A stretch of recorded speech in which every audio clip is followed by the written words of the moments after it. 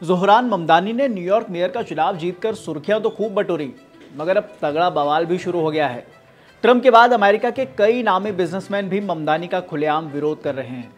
और हद तो तब हो गई जब अमेरिका के एक बड़े अरबपति ने यहां तक कह दिया कि अगर ममदानी की पॉलिसी लागू हुई तो न्यूयॉर्क सिटी मुंबई बन जाएगी।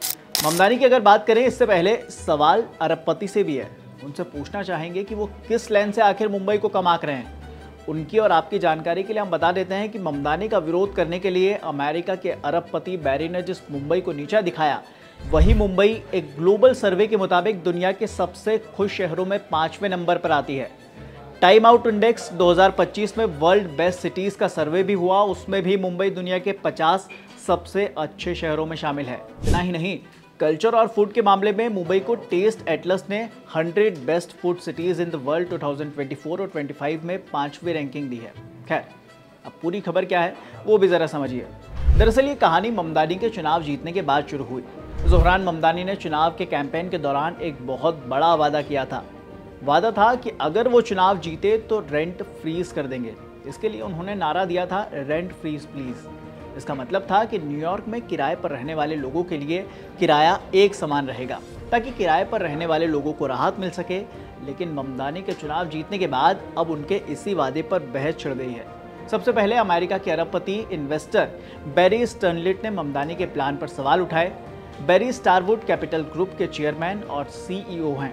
दरअसल बैरी अमेरिका के काफ़ी नामी शख्स हैं। बैरी ने स्टारवुड होटल्स एंड रिजॉर्ट की शुरुआत की, साथ ही W होटल्स और वन होटल जैसे लग्जरी होटल ब्रांड तक बनाए। इन्हीं बैरी स्टर्नलिट ने ममदानी को लेकर कहा कि अगर किराया फ्रीज हुआ तो न्यूयॉर्क की हालत मुंबई जैसी हो जाएगी। अगर किराएदार किराया नहीं देंगे तो मकान मालिक उन्हें बाहर नहीं निकाल पाएंगे, फिर सब ऐसा ही करने लगेंगे और न्यूयॉर्क सिटी मुंबई बन जाएगी। हालांकि बैरी सिर्फ यही नहीं रुके, उन्होंने इतना तक कह दिया कि कम्युनिस्ट सचमुच पागल होते हैं। उन्होंने ममदानी की सोच को एंटी बिजनेस और अनरियलिस्टिक तक करार दिया।